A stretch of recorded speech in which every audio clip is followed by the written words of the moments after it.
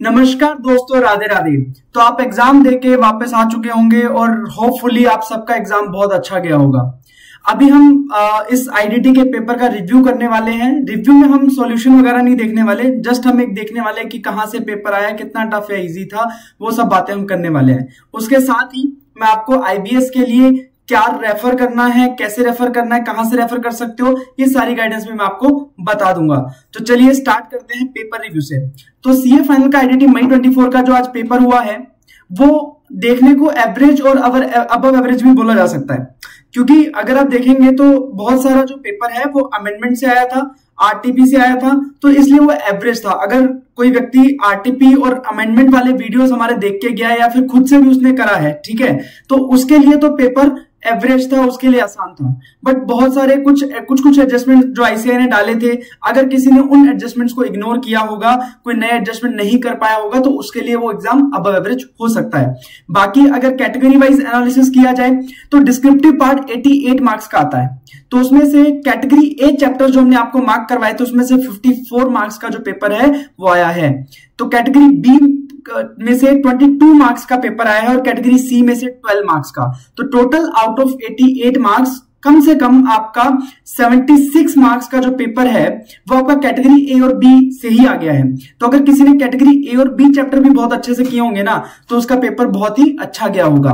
और दूसरे इस पेपर की खासियत थी कि इसमें इस बार जितने भी अमेंडमेंट थे उनमें से बहुत क्वेश्चन पूछे गए या उनके एडजस्टमेंट डाले गए, या फिर जो आरटीपी में एक दो क्वेश्चन दिए थे ऑनलाइन मनी गेमिंग वगैरह, तो वो भी इसमें क्वेश्चन डाल दिए। तो वो भी अपन एक एक क्वेश्चन जाके देखेंगे कि कौन कौन सा कहां से आया था, तो आइडिया लग जाएगा कि पेपर कहां से आया था।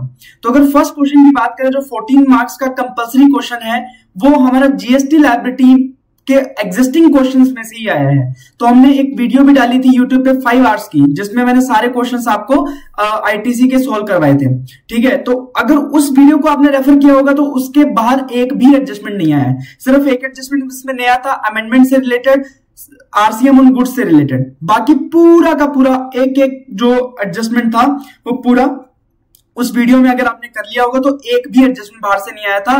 तो ये क्वेश्चन इजीली मैनेजेबल था। इस क्वेश्चन में आप आराम से अच्छा स्कोर कर सकते थे कि 14 मार्क्स का जो कंपलसरी क्वेश्चन था। सेकंड क्वेश्चन पे आ जाते हैं। सेकंड क्वेश्चन नया था, इसमें आईटीसी का जो बैंकिंग कंपनी से रिलेटेड जो स्पेसिफिक एक सेक्शन है उसके रिलेटेड ये क्वेश्चन था। तो वैसे ये बहुत ही आसान था, बहुत ही अगर करने जाते तो बहुत ही आसान था, वैसे ये न्यू था। तो ये आईटीसी चैप्टर में से, ये भी कैटेगरी ए चैप्टर में से था, मैनेजेबल क्वेश्चन था, बहुत ही मतलब इजी क्वेश्चन था, ऐसा कुछ डिफिकल्ट क्वेश्चन नहीं था, बट ये न्यू क्वेश्चन था। क्वेश्चन 2B की बात करें तो ये ऑनलाइन मनी गेमिंग का जो नया कंसेप्ट आया उसके रिलेटेड था, बट ये बिल्कुल वैसा क्वेश्चन था जो आरटीपी में आईसीआई ने दिया था। तो आरटीपी से नंबर्स को चेंज करके बाकी सेम का सेम क्वेश्चन उठा के दे दिया। तो अगर किसी ने आरटीपी करी होगी तो उसके लिए ये बहुत ही आसान क्वेश्चन रहा होगा, और अगर किसी ने अमेंडमेंट भी अच्छे से देखे होंगे तो उसके लिए भी ये जो क्वेश्चन है वो इजीली मैनेजेबल था। उसके बाद क्वेश्चन 2 का पार्ट सी जो कि कस्टम के वैल्यूएशन चैप्टर से था, कैटेगरी ए चैप्टर है। मोस्टली जो एडजस्टमेंट थी वो सेम थी, एक आध एडजस्टमेंट अलग थी जो भी मैनेजेबल थी, जो भी डिस्कस हो चुकी थी, जो भी आपकी पुरानी जो वैल्यूएशन वाली एडजस्टमेंट जो आपने क्वेश्चन किए हुए हैं उनमें से ही एडजस्टमेंट थी। तो कुछ ऐसा नया क्वेश्चन नहीं था, कोई डिफिकल्ट एडजस्टमेंट नहीं था। तो ये क्वेश्चन जो पार्ट सी है वो भी मैनेजेबल था इजीली, अगर आपने प्रैक्टिस करी होगी वैल्यूएशन चैप्टर की, कस्टम वैल्यूएशन चैप्टर की। देन क्वेश्चन 3 है। ये जो क्वेश्चन था ये प्लेस ऑफ सप्लाई से रिलेटेड था, बट इसमें नए कंसेप्ट जो डाले गए हैं, नया सर्कुलर जो आया था एडवर्टाइजमेंट से रिलेटेड, या जो नया अनरजिस्टर्ड पर्सन से रिलेटेड जो अमेंडमेंट आया था उसके रिलेटेड जो पॉइंट्स हैं यहाँ पे पूछे गए हैं। अगर किसी ने अमेंडमेंट वीडियो देखी है ना अच्छे से, तो उसको इस क्वेश्चन में कोई भी दिक्कत नहीं आई होगी। बहुत ही मतलब कम टाइम में होने वाला क्वेश्चन था और इजीली मैनेजेबल क्वेश्चन था, अगर आपने अमेंडमेंट वीडियो देखी है। अगर आपने अमेंडमेंट नहीं देखे थे, अमेंडमेंट रेफर नहीं किए थे, तो उस केस में आपको ये दिक्कत कर सकता था। क्वेश्चन 3 का पार्ट बी अगेन अमेंडमेंट में से था, डायरेक्टर का पर्सनल गारंटी का वैल्यूएशन चैप्टर का क्वेश्चन था। तो ये भी इजीली मैनेजेबल था अगर आपने अमेंडमेंट देखे होंगे। और बार बार मैंने आपको व्हाट्सएप चैनल पे भी बहुत सारे जो पॉइंट्स आपको बताए थे, व्हाट्सएप चैनल पे मैं पोस्ट कर रहा था लास्ट 2 डेज में, तो उनमें से भी बहुत सारी एडजस्टमेंट्स यहाँ पे आई हैं। अगर किसी ने वो भी रेफर किया होगा तो उसको भी काफी फायदा मिला होगा। तो व्हाट्सएप चैनल पे भी जो मैंने आपको दिए पॉइंट्स, तो उसमें से भी काफी है। तो जो पॉइंट 3 का बी है ठीक है, वो डायरेक्टर्स का पर्सनल गारंटी के रिलेटेड है, अमेंडमेंट में से भी है, और इसके रिलेटेड मैंने पॉइंट्स आपको व्हाट्सएप चैनल पे भी दिए थे, तो इजीली मैनेजेबल था, ये कोई ज्यादा बड़ा क्वेश्चन नहीं था। उसके बाद क्वेश्चन 3 का पार्ट सी, ये नया क्वेश्चन था, क्लासिफिकेशन रिलेटेड था, कैटेगरी सी चैप्टर था, क्लासिफिकेशन उसमें से आया है, नया क्वेश्चन था, थ्योरी क्वेश्चन था, तो ये थोड़ा सा आपके लिए अलग पड़ सकता था या डिफिकल्ट हो सकता था अटेम्प्ट करने में, तो ये क्वेश्चन आपके लिए डिफिकल्ट रह सकता था। क्वेश्चन 4 का पार्ट ए, ये आपका इलेक्ट्रॉनिक कॉमर्स ऑपरेटर से रिलेटेड जो नए अमेंडमेंट आए थे ना, वो सारे अमेंडमेंट एक ही क्वेश्चन में इलेक्ट्रॉनिक कॉमर्स ऑपरेटर से रिलेटेड आपसे पूछने की कोशिश करी है। टीसीएस का भी 9-5 का सब पूछ लिया इसमें, है ना। तो 5 मार्क्स के क्वेश्चन में उसने ईसीओ के रिलेटेड जो नए अमेंडमेंट आए थे वो पूछने की कोशिश करी है। अगर आपने अमेंडमेंट रेफर करे हैं तो डेफिनेटली ये क्वेश्चन आपका इजीली मैनेज हो गया होगा। अब क्वेश्चन 4 का पार्ट बी, जो आपका रिफंड से रिलेटेड था, रिफंड से रिलेटेड, वो भी एक्सपोर्ट के रिफंड के रिलेटेड, ठीक है। इसमें जो आपका 150% वाला जो 1.5 टाइम्स वाला जो कंसेप्ट लगता है, उस कंसेप्ट को यूज करके यहाँ पे रिफंड कैलकुलेट करना था, तो ये भी इजीली मैनेजेबल क्वेश्चन था अगर आपने रिफंड के क्वेश्चंस की प्रैक्टिस करी हो।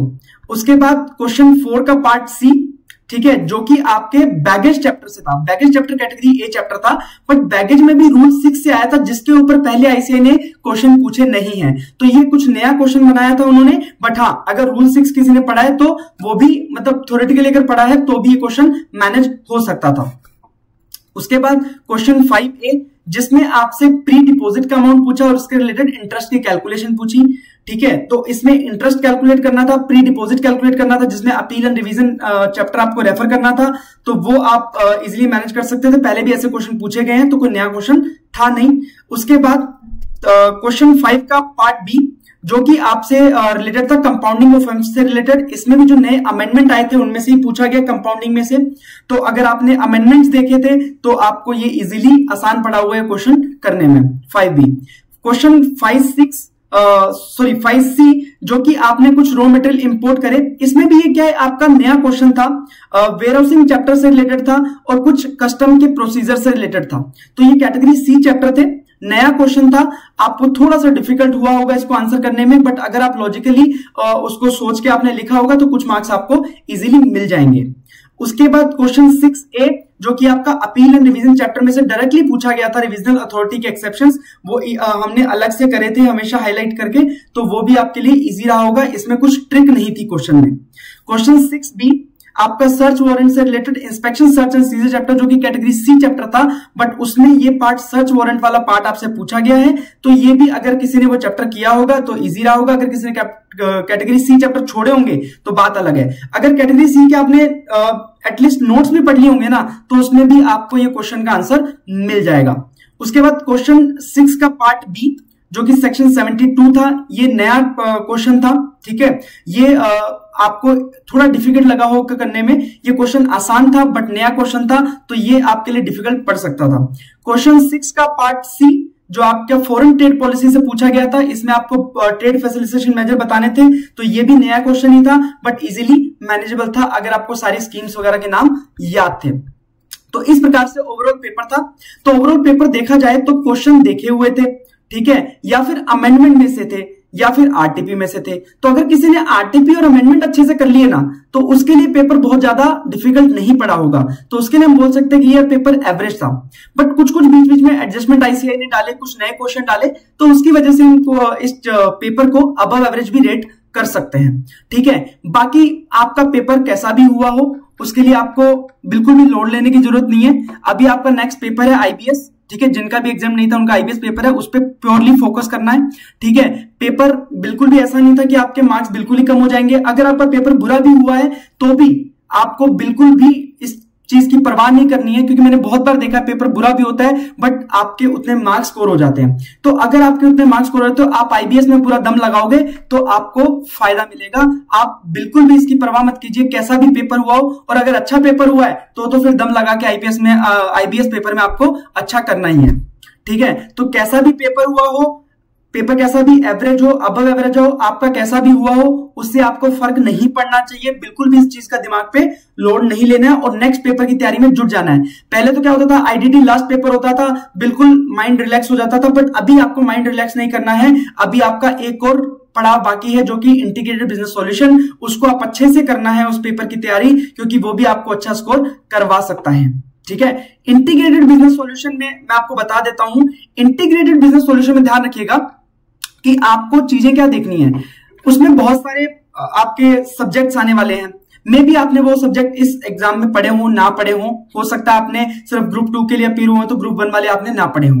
तो इसके लिए आपको कहां से रेफर करनी है चीजें, ये सारी चीजें अतुल भाई ने एक वीडियो डाल रखी है यूट्यूब पे आईबीएस स्ट्रेटेजी के रिलेटेड। ठीक है, वहां पे कौन से सोर्स से आपको क्या मटेरियल पढ़ना है, लास्ट डे कितना पढ़ना है, किस तरीके से पढ़ना है, ये पूरा डिटेल में आपको गाइड किया हुआ है।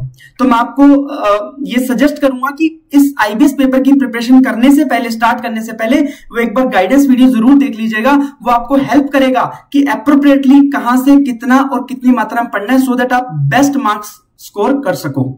ठीक है, अब मेरा एक ये चीज रहेगा कि आपने कुछ सब्जेक्ट्स पढ़े होंगे, कुछ सब्जेक्ट्स नहीं पढ़े होंगे, तो ट्राई कीजिए जितनी आप प्रैक्टिस कर सकते हैं, जितने भी केस स्टडीज की आप प्रैक्टिस कर सकते हैं, तो उससे आपको आइडिया लगेगा कि केस स्टडीज में आपको मार्क्स कैसे स्कोर करने हैं। लाइक एमसीक्यूज हैं, 40 मार्क्स के एमसीक्यूज हैं, अगर आप एमसीक्यू सॉल्व करने की आर्ट भी सीख लेते हैं उस पेपर को सॉल्व करके, तो आपको मार्क्स लाने में बहुत हेल्प मिलने वाली है।